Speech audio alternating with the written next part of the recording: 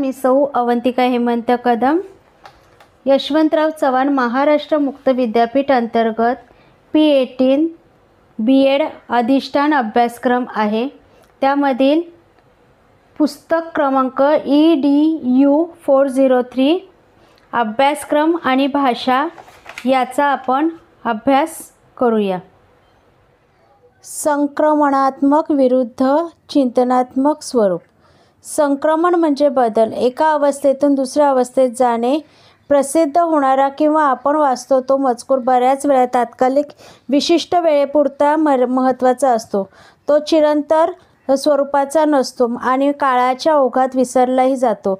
विविध प्रकारचा पत्रव्यवहार, सरकारी यंत्रणातील परिपत्रके, उपकरणे व यंत्रे याची माहिती देणारा मजकूर, वृत्तपत्रीय मजकुराचा मोठा भाग इत्यादी कितीतरी मजकूर त्यावेळी महत्त्वाचा वाटला तरी ती वेळ गेल्यावर शिळा होतो आणि स्मरणातूनही हद्दपार होतो. पुढील बातमीचा मजकूर पहा. भरधाव बुलेट घसरल्याने या अपघातात जखमी झालेल्या बुलेट चालकाचा मृत्यू झाला. मंगळवारी दिनांक 8 इंदिरानगर बोगदा येथे हा अपघात घडला होता. रुग्णालयात उपचार घेत असताना त्याचा मृत्यू झाला. या प्रकरणी सुरेश जाधव यांनी दिलेल्या तक्रारीनुसार इंदिरानगर जॉगिंग ट्रॅक येथून भाऊ रामनाथ जाधव हा विना नंबरचा बुलेटवरून साईनाथ चौफुलीकडे इंदिरानगर बोगद्याकडे जात असताना बुलेट घसरली. डोक्यास मार लागून तो गंभीर जखमी झाला. त्यास खाजगी रुग्णालयात दाखल केले असता उपचारादरम्यान त्याचा मृत्यू झाला. या प्रकरणी मुंबई नाका पोलीस ठाण्यात गुन्हा दाखल करण्यात आला आहे. दैनंदिन जीवनात घडणाऱ्या या दुर्दैवी घटनेची एका वृत्तपत्राने घेतलेली ही नोंद आहे. बातमी महत्त्वाची असली तरी थोड्या काळासाठी ती लक्षात राहील. मजकूर चिंता करायला लावणारा असला तरी चिंतन करायला लावणारा नाही. विवाह संस्था, भारतीय शिक्षण पद्धती, तरुणाईच्या सध्याची विचारसरणी, बदलती जीवनशैली, वाहतुकीच्या प्रश्न, मोर्चे आणि राजकारण इत्यादी अनेक विषयांवर रोज लिखाण होत असते.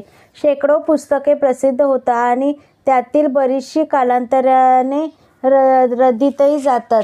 संक्रमणाबद्दल लिखाणाला फार आयुष्य नसते, कारण ते त्या वेळेपुरते संबंधित असते. एखाद्या चौफुलीवरील रहदारीला अडथळे करणारे वृक्ष नगरपालिकेने तोडावेत किंवा नाही यावर वृत्तपत्रात बरेच काही प्रसिद्ध होऊ शकते. विविध दृष्टिकोन व्यक्त होऊ शकतात, पण हे सर्व तत्कालीन समस्येशी संबंधित असतात आणि त्या संदर्भात त्याला तेवढेच महत्त्व असते.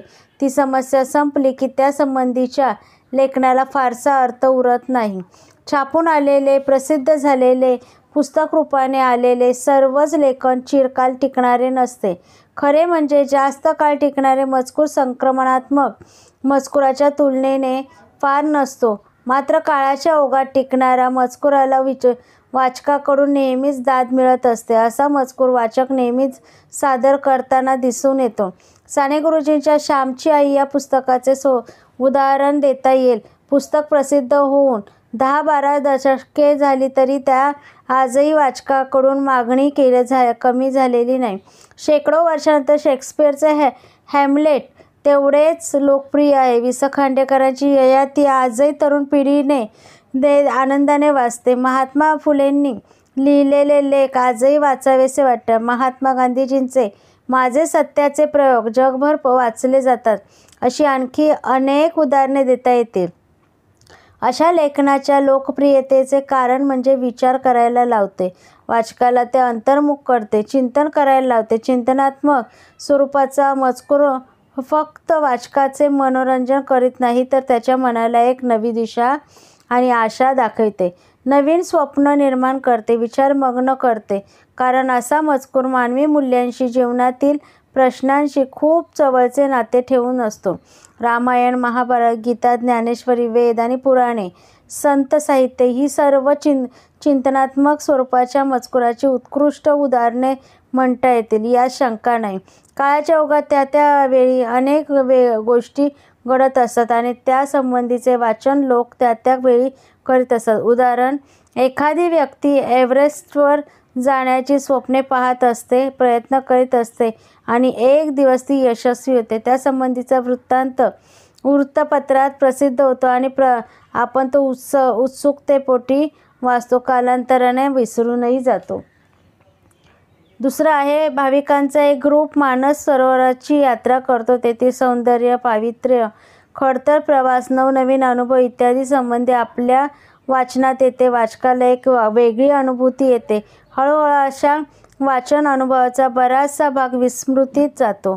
एखाद्या गरीब निरक्षर आदिवासी स्त्रीने आपण डोंगर पाड्यावर कसे आयुष्य काढले आणि सर्व अडचणी सहन करून वारली चित्रकलेत कसे नैपुण्य मिळवले आणि व तिची कला प्रसिद्ध कशी झाली याचे रसभरीत वर्णन आपल्याला वाचनात येते. आपल्याला अशा स्त्रीचे कौतुक वाटते, पण अशी व्यक्ती आपल्या स्मरणात कायमची राहीलच असे नाही. एखाद्या डॉक्टरने एखाद्या रुग्णाचे अत्यंत जोखमीचे ऑपरेशन केले व त्यामुळे रुग्णाला नवीन आयुष्य लाभले याबद्दल भरपूर प्रसिद्धी झाली व तुम्ही त्यासंबंधी वाचले. या प्रकारच्या अनेक घटनांपैकी ही एक महत्त्वाची मोलाची घटना होती. ती आपल्याला महत्त्वाची वाटते. काही दिवसात आपल्या मनाच्या पटलावर ती पुसली जाते. पुढचा अनुभव आहे, दरवर्षी 10वी-12वीच्या यशस्वी विद्यार्थ्यांच्या फोटोंनी वृत्तपत्राची पाने भरून येतात. टॉपर्सच्या मुलाखती छापून येतात. ही दरवर्षीची कहाणी असल्याने आपण ती वाचून नंतर सोडून देतो. एव्हरेस्टची चढाई, मानस सरोवर यात्रा, वारली चित्रकलेची प्रणेती, डॉक्टर म्हणजे परमेश्वर, माझी यशोगाथा अशी पुस्तके किंवा लेख वर दिलेल्या घटनांवर प्रसिद्ध होतील आणि काळाच्या ओघात हरवून सुद्धा जातील. या उलट एकलव्य नावाच्या तरुणाने धनुर्विद्येत मिळवलेले असामान्य यश आणि श्रद्धेने निष्ठेने केलेली विद्येची जोपासना असंख्य वाचकांच्या पिढ्यानपिढ्या लक्षात राहते.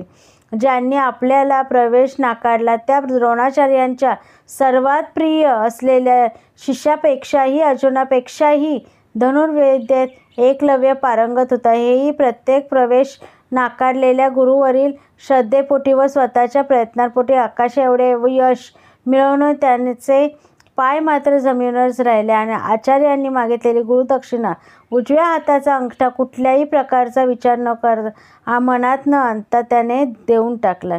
एकलव्याची त्या काळात घडलेली अत्यंत साधी कथा, पण वाचक ती विसरू शकत नाही, कारण त्या घटनेला, कथेला एक चिरंतन मानवी मूल्य आहे. असिप्त श्रद्धा व अविरत प्रयत्न यांच्या सहाय्याने आपण कुठलीही गोष्ट साध्य करू शकतो. हे चिरंतन सत्य चिंतनात्मक मजकुराला असा चिरंतन सत्याचा भक्कम पाया असतो.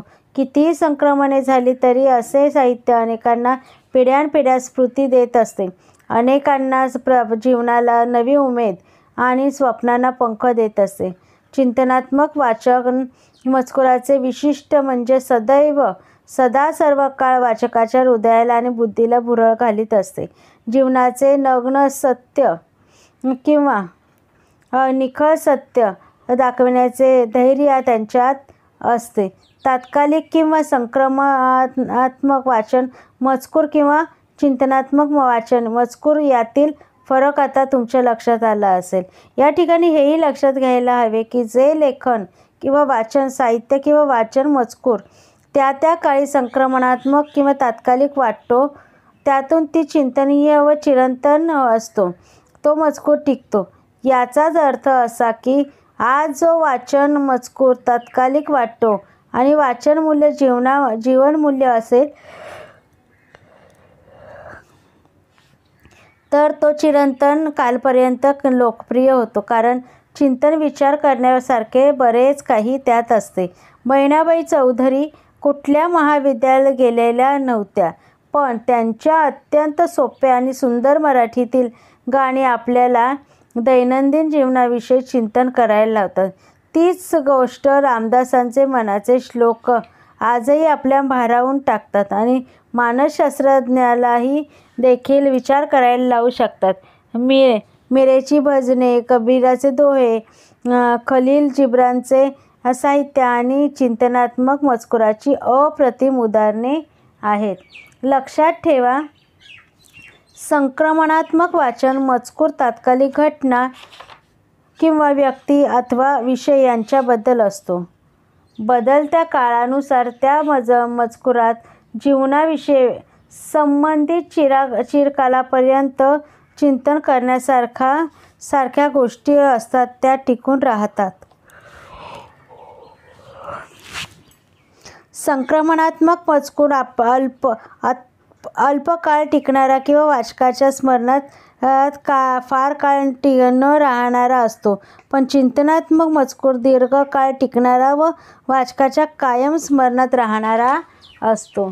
थोडक्यात म्हणजे काय तर थोडक्यात तात्कालिक विषयावर जे लेखन असते व काळाच्या ओघात निसटते त्याला संक्रमणात्मक वाचन मजकूर म्हणता येईल. चिंतनात्मक मजकुराला एक वैचारिक मूल्य असते.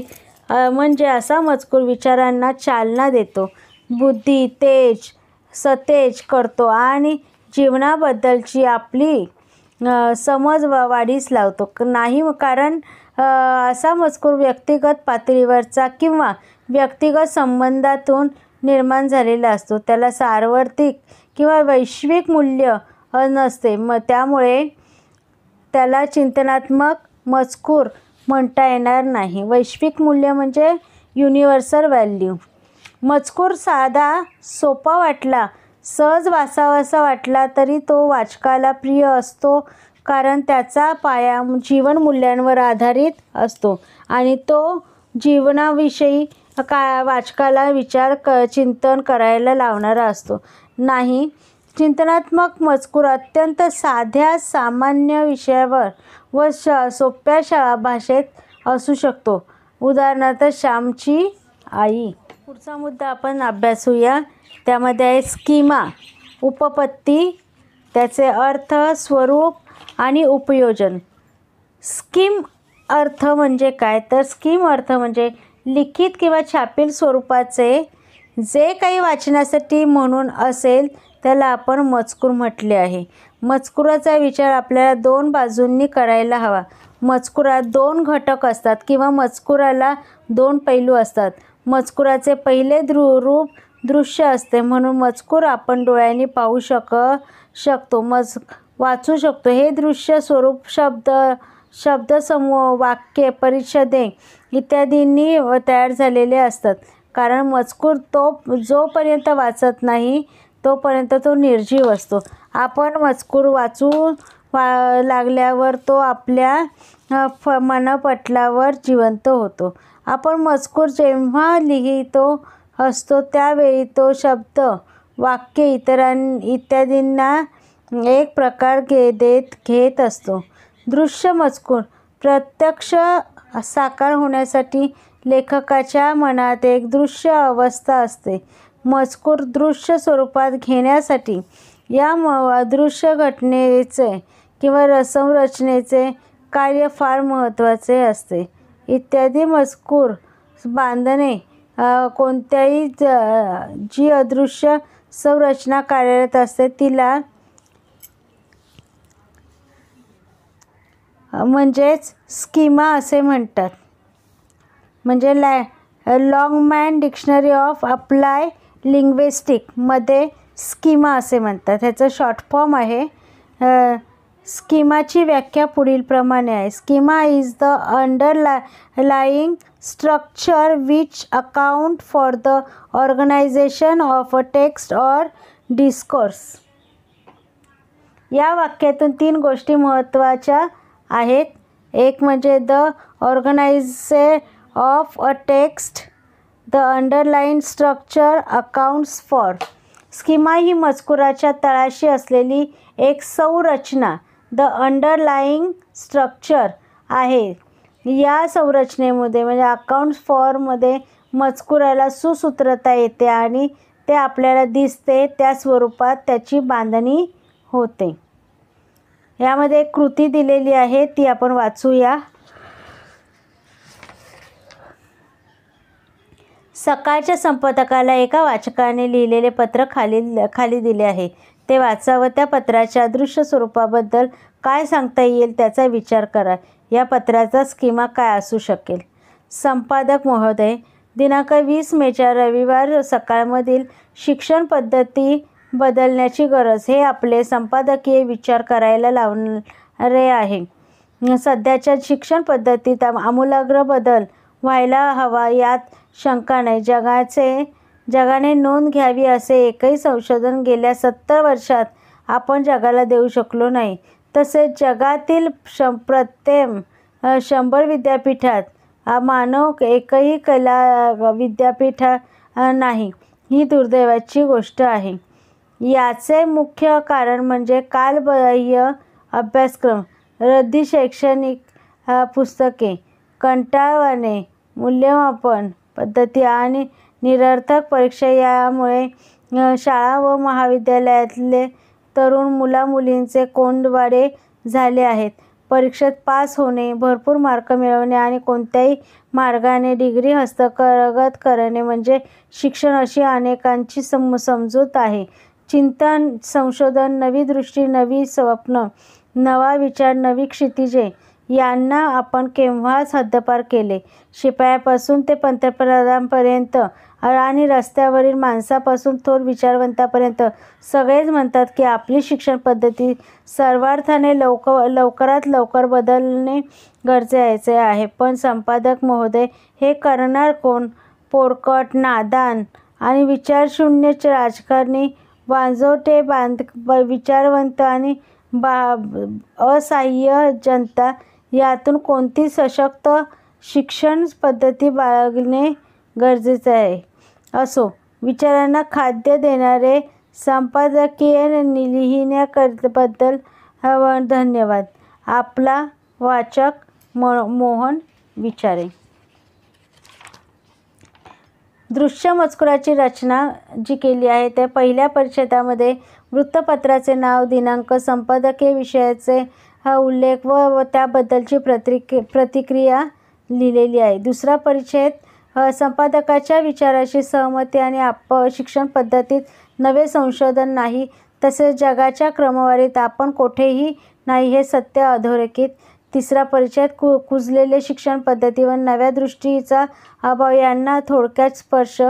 चौथा परिच्छेद संपादक महोदयांना प्रश्न. शेवटचा परिच्छेद सध्या परिस्थितीत आपण शिक्षण व्यवस्थेत बदल कसा होणार याविषयीची चिंता. शेवटचे संपादकाचे आधार. पत्रामधील मजकुराच्या समूहमांडणीत प्रत्येक परिच्छेद सहजपणे पुढे परिच्छेदाला जन्माला घालतो आणि प्रत्येक नवीन परिच्छेद अगोदरच्या परिच्छेदाला भक्कम आधार देतो आणि त्याच्यातील विचार किंवा भावना अधिक गडद करतो. कालबाह्य अभ्यासक्रम ही रद्दी शैक्षणिक पुस्तके इत्यादी आणि चिंतन, संशोधन इत्यादी त्यास विरोधाभास तिसऱ्या परिच्छेदात उभा करून त्यापुढील परिच्छेदात चिंता वाढवणारा प्रश्न मांडला आहे. शब्दांची निवड. परिणामकारक. कालबाह्य म्हणजे अभ्यासक्रम, रद्दी म्हणजे शैक्षणिक पुस्तके, कंटाळवाणी म्हणजे अध्यापन पद्धती आणि निरर्थक म्हणजे परीक्षा पद्धती. ही विशेषणे वाचकाच्या मनाला खणत जातात. चिंतन, संशोधन, नवी दृष्टी, नवे स्वप्न, नवा विचार, नवी क्षितिजे आपले मन उसवण्याची तीव्रता वाढवत जातात. नेमके निवडलेल्या शब्दातून लेखकाला जे काही सांगायचे आहे ते सर्व निश्चित विचारांनी पक्के बांधलेले आहे. परीक्षेत पास होणे, भरपूर मार्क मिळवणे आणि कोणत्याही भागाने डिग्री हस्तगत करणे, शिक्षण अशी पद्धतीची समजूत आहे. लेखकाचा हा विचार वाचकाला अक्षरशः घायल करतो. शिक्षणाचा अर्थ कसा, असा अर्थ काय किंवा अर्थपूर्ण क्षण म्हणजे काय किंवा विचाराने आपण कसे अस्वस्थ होतो. शिपायापासून पंतप्रधानापर्यंत आणि रस्त्यावरील माणसापासून थोर विचारवंत या प्रचंड परिघाभोवती बदलाचा भुंगा फिरत असतो, पण कणभरही बदल होत नाही याची खंत लेखक उपहासाने व्यक्त करतो. राजकारणी, वांजोटी, विचारवंत आणि असहाय्य जनता. हे वाचताना आपल्याला हेही माहिती असते की सगळे राजकारणी किंवा विचारवंत लेखक म्हणतो तसे नसतात. त्यांच्याकडे आदराने पाहावे असे राजकारणी व विचारवंत आहेत. पण या ठिकाणी नवीन बदलाची सध्याची राजकीय, सामाजिक व वैचारिक परिस्थिती अशी प्रतिकूल आहे. या बदलचा असंतोष प्रकट करण्यासाठी लेखक खूप कठोर होतात. पण ती कठोरपणाची, कोरडेपणाची भावना वाचकाने समजावून घेणे गृहीत असते. दृश्य मजकुराला आशयाच्या पायावर मांडणे आहे. माहिती, विचार, प्रतिक्रिया, राग यांनी आशय समृद्ध झाला आहे. स्कीमाचे स्वरूप समजून घेऊया. मजकूर लिखित स्वरूपाचा लेखनीय बाहेर पडण्यापूर्वी लेखकाच्या मनात एक दृश्य स्कीमा तयार झाला आहे. त्या स्कीमातून पत्राचे दृश्य स्वरूप तयार झाले आहे. त्या मजकुराचा स्कीमाची काही वैशिष्ट्ये किंवा घटक पुढीलप्रमाणे सांगता येईल. संबंधित मजकुराचे वाचन. वाचलेल्या संपादकीय मजकुराला प्रतिक्रियात्मक उत्तर देण्यासाठी तयार कराव्या लागणाऱ्या मजकुराशी मूळ मजकुराचे वाचन ही पूर्वअट. वाचलेल्या मजकुरावर प्रतिक्रिया लिहायची असल्याने अशा स्वरूपाचा मजकूर निर्मितीसाठी वाचनक्रिया आवश्यक. किंबहुना वाचनाचा मजकूर निर्मितीची प्रक्रिया सुरू होते. वाचनातून विमर्शन. विमर्शन ही वाचनातून निर्माण होणारी एक अपरिहार्य प्रक्रिया आहे. संपादकीय मजकूर वाचताना आणि वाचनानंतर मनात विचार सुरू असताना हे शिक्षण पद्धतीचा सांगोपांग खालोखाल खोलवर जबाबदारीने व गांभीर्याने विचार. विमर्शनातून प्रतिक्रिया व्यक्त करण्याची इच्छा होणे. वाचनामुळे विमर्शन होणे हा एक भाग झाला आहे. पण झालेल्या विमर्शन स्वतःपुरतेच मर्यादित न ठेवता किंवा मनात न ठेवता त्याला व्यक्त करण्याची इच्छा होणे महत्त्वाचे असते. अशी इच्छा झाली नाही तर संबंधित मजकुराचे जन्मकाळा निर्माण होणार नाही. विमर्शन, विस्तार आणि मजकुराचा मर्यादा. विमर्शनाचा विस्तार कितीही असला तरी प्रतिक्रिया म्हणून जे व्यक्त करायचे आणि ते जे वृत्तपत्र छापले जाणे अपेक्षित आहे त्याला मर्यादा आहे. त्यामुळे विचार कितीही असले तरी त्याची थोडक्यात, मोजकी व नेमकी मांडणी हवी. मजकुराच्या निर्मितीचे प्रक्रिया. मजकुराची निर्मिती लक्षात घेतल्यानंतर त्यानंतर काही निर्णय घ्यावे लागले. 1. कुठले विचार भावना व्यक्त करायच्या. त्याचबरोबर दुसरा आहे नेमके अभिव्यक्तीसाठी कुठल्या शब्दांची, वाक्यांची निवड करायची. तिसरा आहे ही सगळी मांडणी करताना लेखक म्हणून आपली भूमिका सकारात्मक ठेवायची की नकारात्मक. मजकूर मांडणीच्या परंपरा लक्षात घेणे. मजकूर स्वरूप पत्राचे असल्याने ते कसे असावे याचे काही संकेत लक्षात घ्यायला हवे. उदाहरणार्थ प्रमाण अभिवादन, पत्राचा मुख्य गाभा आणि समारोप. प्रत्यक्ष मजकूर निर्मिती.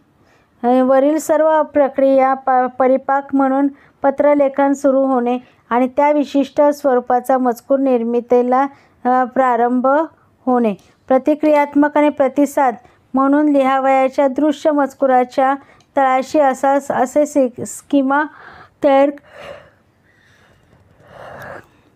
होत राहतात आणि हा स्कीमा किंवा दृश्य रचना स्वतः आकार घेत असताना किंवा साकारत असताना दृश्य मजकुराच्या निर्मितीला गती देण्याचे कार्य करीत असते. झाड जेवढे आपल्याला दिसते तेवढेच नसते. जेवढे झाड दिसते त्यापेक्षा जास्त मोठा भाग जमिनीच्या आत असतो आणि जमिनीत आपल्या डोळ्यांना न दिसणारा असा एक पसारा असतो. त्या बरोबरचा त्याचा सर्वच डौलदारपणे अवलंबून असतो. स्कीमा व्यवस्थित निर्मिती आणि वाचन मजकूर निर्मिती या अशा रीतीने एकमेकांना पूरक प्रक्रिया आहे. प्रत्येक घटकांच्या वाचनानंतर विस्तारानुसार त्याचा जमिनीखालचा विस्तार असतो. हे मान्य केले तरी विशिष्ट प्रजातीनुसार प्रजातीचा वरचा विस्तार आणि त्या जमिनीखालचा विस्तार यांचा समाज मध्ये अंदाज करता येऊ शकतो. त्याचप्रमाणे प्रत्येक मजकुराचा स्वरूपाचा त्याचा स्कीमा या स्वरूपाचा असतो. यासारख्या स्वरूपातील मजकुराच्या स्कीमांमध्ये वरील साम्य आढळून येते. उदाहरणार्थ, प्रत्येक कथा किंवा कादंबरी मजकूर स्कीमा वेगळा असला तरी कथा किंवा कादंबरी किंवा तत्सम कुठल्याही मजकूर स्वरूपाचे स्कीमामध्ये काही गोष्टी सारख्या असू शकतात. उदाहरणार्थ, कथा किंवा कादंबरी स्कीमा पार्श्वभूमी म्हणजे सेटिंग, बॅकग्राऊंड, यात काळ, वेळ, टाईम, स्थळ, लोकेशन आणि त्या जगात वावरणारी माणसे आणि पात्रे, कॅरेक्टर यांचा समावेश होतो. घटना, एपिसोड, प्रसंग, इव्हेंट, हॅपनिंग, संघर्ष, कॉन्फ्लिक्ट अशा स्वरूपात मजकूर निर्मिती हाताळली जाते. त्याचबरोबर अशा स्वरूपाच्या मजकूर निर्मितीत हाताळलेले विषय, त्या विषयाची नाविन्य मांडणी, लेखकाचा दृष्टिकोन आणि लेखकाची भूमिका, सेंटेन्स हे देखील तेवढेच महत्त्वाचे असतात.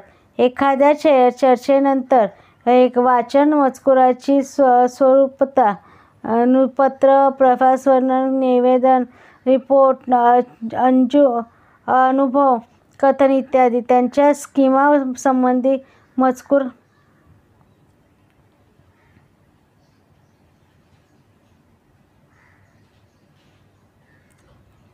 मजकूर जे आहे संबंधी तुम्हाला नक्कीच विचार करता येईल. उपयोजन, मजकूर उपलब्ध असताना, तो दिसत असताना किंवा आपण वाचू शकत असताना त्याच्या स्कीमाचा विचार आपण कशासाठी करायचा आणि असा विचार तुमच्या मनात कदाचित आला असेल किंवा येऊ शकतो. मजकुराच्या स्कीमाचा शोध घेतल्यानंतर वाचक म्हणून आपल्याला पुढील लाभ होऊ शकतात.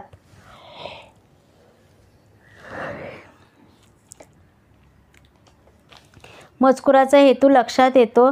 हे महत्त्वाचे आहे कारण हेतू, पर्पज, गोल किंवा इंटेन्शन, एम हा कुठल्याही मजकुराचा पाया असतो. हेतू हा मजकुराचा केंद्रबिंदू असतो आणि हा केंद्रबिंदू व्यक्त होण्यासाठी मजकूर त्याच्या भोवती फिरत असतो. हेतू स्पष्ट करण्यासाठी लेखकाने केलेली योजना म्हणजेच प्लॅन, तसेच विचारांची, प्रसंगांची, भावनांची मांडणी लक्षात येते. शब्दसमूह, वाक्ये, परिच्छेद यांमागील स्कीमा, द्रव्ये इत्यादी लक्षात येते. अनुभव, संघर्ष, प्रखर वास्तव किंवा वस्तुस्थिती यांची तीव्रता जाणणे या सगळ्यांचा समावेश किंवा मिळून होणारा फायदा म्हणजे मजकूर सर्वांगीण समजतो. मजकुराबद्दलचा समज म्हणजे अंडरस्टँडिंग जेवढी जास्त तेवढा विमर्शनाचा अस्सलपणा जास्त. मजकुरात मांडणी देखील कल्पकता आणि कलात्मकता मनात भिरेल आणि सौंदर्यानुभव येते. दृश्य मजकुराच्या पलीकडे अनेक गोष्टी दिसून येतात. म्हणजेच तुम्ही केलेल्या ओळीचे नाव नाही तर दोन्ही ओळीच्या मध्ये काय आहे तेही वाचू शकता आणि ओळीच्या पलीकडचेही वाचू शकता. You can read the line, read between the lines and also read beyond the lines. साहित्यातील कलाकृतीचे महत्त्व व त्यांच्या स्कीमावरचा अवलंबन असते असे म्हटले तरी चालते. दैनंदिन जीवनातील मजकुराने अधिक डोळसपणे आणि सहजतेने वाचू शकतो. आता या ठिकाणी एक फ्लोचार्ट दिलेला आहे, तो बघूया. लक्षात ठेवा, वाचन मजकुराचे घटक किंवा पैलू किंवा रूपे 2 प्रकारे आहेत, स्कीमा आणि दृश्य मजकूर. स्कीमा म्हणजे काय, तर दृश्य मजकूर म्हणजे फिजिकल फॉर्म साकार होण्यासाठी आवश्यक असणारी अदृश्य व्यवस्था किंवा संघटना होय, म्हणजे स्ट्रक्चर. दृश्य मजकूर म्हणजे शब्द समूह, वाक्ये, परिच्छेद इत्यादी सोयी आपल्या डोळ्यांनी दिसणारा अनुभव. स्कीमाची वैशिष्ट्ये. स्कीमा ही एक अदृश्य म्हणजे वाचकाला प्रत्यक्ष न दिसणारी व्यवस्था आहे, ज्या सिस्टीम किंवा संरचना म्हणजे स्ट्रक्चर असून ती मजकुराची तळाशी असते. स्कीमाचा मजकूर साकार होतो किंवा शब्दामधून वाक्ये इत्यादी गोष्टी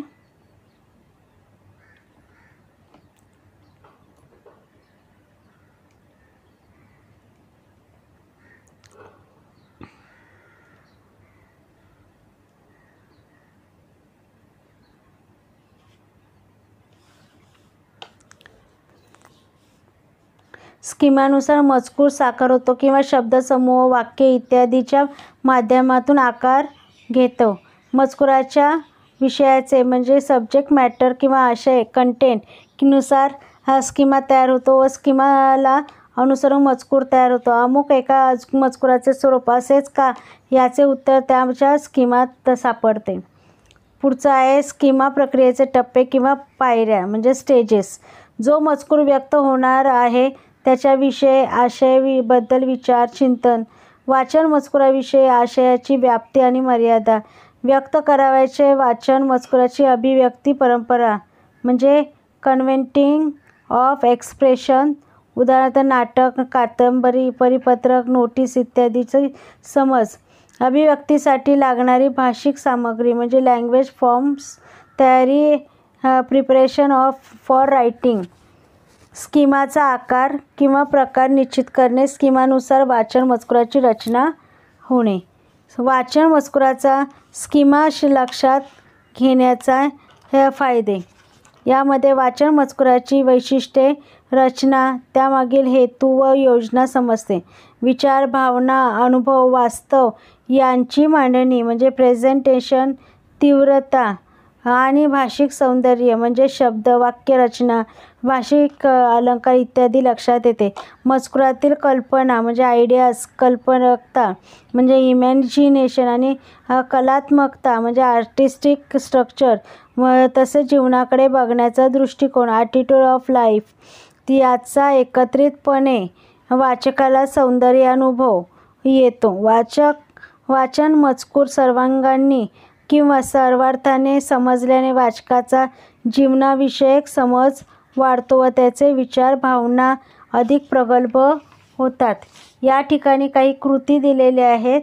स्कीमा म्हणजे काय, स्कीमा व वाचन मजकूर संबंध जे आता आपण वाचलेलं आहे त्याचे काही टप्पे आहेत ते लक्षात घ्या. दृश्य वाचन मजकुराच्या मांडणीचे घटक, मजकूर मांडणीचा परंपरा, स्कीमा लक्षात घेण्याचे 2 महत्त्वाचे फायदे. थोडक्यात म्हणजे काय, दृश्य मजकुराला साकार करण्यासाठी आवश्यक असलेली एक अदृश्य व्यवस्था म्हणजे सिस्टीम किंवा संरचना म्हणजे स्ट्रक्चर म्हणजे स्कीमा होय. वाचन मजकुराचे स्वरूप किंवा मांडणी त्यांच्या स्कीमावर अवलंबून असतो. वाचन मजकुराची मांडणी शब्दसमूह, वाक्ये, परिच्छेदे, भाषालंकार इत्यादी. आशय किंवा मजकुराचा विषयानुसार मांडणीच्या परंपरा किंवा संकेत. लेखकाची भूमिका किंवा दृष्टिकोन या घटकांचा विचारांचा होतो. मजकूर मांडणीच्या परंपरा म्हणजे कुठल्या प्रकारचा मजकूर कसा मांडायचा, कसा लिहायचा, तो कसा असावा यासंबंधीचे लिखित किंवा अलिखित नियम, संकेत किंवा परंपरा होय.